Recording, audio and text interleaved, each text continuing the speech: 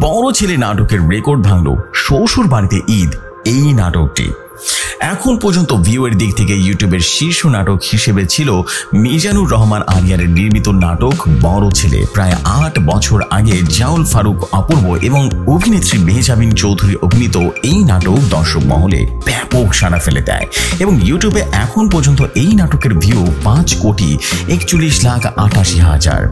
দেশের যে কোনো নাট্য মঞ্চের হিসেবে এই সংখ্যাটা ছিল সবচাইতে বেশি। তবে চলতি সপ্তাহে অপূর্ব মেহজাবিনের বড় ছেলেকে পেছনে ফেলেছে নিলয় আলমগীর এবং জান্নাতুল সুমাইয়া হিমি অভিনীত শ্বশুর বাড়ি ঈদ এই নাটকটি। বর্তমানে ইউটিউবের শীর্ষ নাটকের তকমাও অর্জন করেছেন এই ফ্যামিলি ড্রামাটি।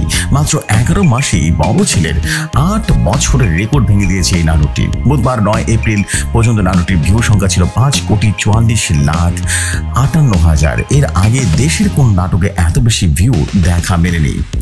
বড় ছেলে নাটকে মধ্যবিত্ত পরিবারের বড় ছেলে রাশেদের চরিত্রে অভিনয় করেছিলেন অপূর্ব। তার বাবা একজন স্কুল শিক্ষক। একসময় বাবা অবসর নেবার সময় হয়ে চলে আসে। এরপর পরিবারের আয়ের উৎস হিসেবে হাল ধরতে হয় বড় ছেলেকে। বড় লোকের মেয়ে রিয়ার চরিত্রে অভিনয় করেছিলেন মেহজাবিন। একটা পর্যায়ে সে তার বাবা মার কাছে বিয়ে না করে দেয়, অজুহাত দেখাতে পারে না। এদিকে রাশেদ অনেক চেষ্টা করেও চাকরি পায় না। ব্যস্ততার কাছে পরাজিত হয়ে বাধ্য হয়ে তারা সিদ্ধান্ত নিয়ে আসে। অন্যদিকে শ্বশুর বাড়িতে ঈদ কেন্দ্রিক নানা ঘটনাকে ঘিরে আবর্তিত হয়েছিল শ্বশুর বাড়ি ঈদ নাটকের গল্প। বিয়ের পর দূরে থাকলেও শ্বশুর বাড়িতে ঈদ করতে এসে ভিন্ন এক পরিস্থিতির মুখে পড়ে জামাই। দেখা যায় শ্বশুর কিপ্টে যে ঈদে ফিতরা, জাকাত ইত্যাদি দিতে চায় না, সেগুলো নিয়ে সোচ্চার হয় জামাই। নাটকে বার্তা দেওয়া হলো সেটা কমেডির মাধ্যমে তুলে ধরা হয়েছিল। এজন্যই নাটকটি দর্শক পছন্দ করেছেন বলে মনে করছেন সংশ্লিষ্টরা।